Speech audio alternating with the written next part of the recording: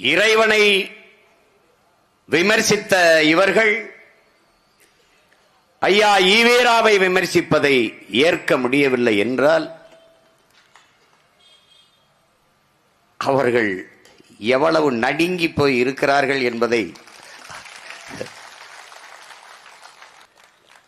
இந்த திராவிடம் என்கிற சொல்லையே கால்டுவெல் போப் மனுஸ்மிருதியில் இருந்துதான் எடுத்தேன் என்று சொல்கிறார்.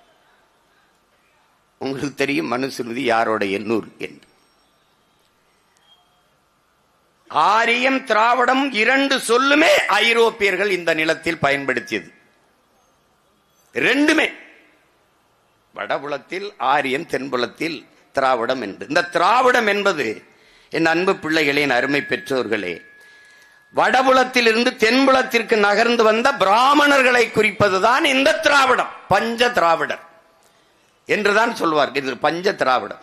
இன்றைக்கும் நம்முடைய தாத்தா உவே சாமிநாத ஐயரை, ஞான சம்பந்தரை திராவிட சிசு என்றுதான் சொல்லுகிறார்கள்.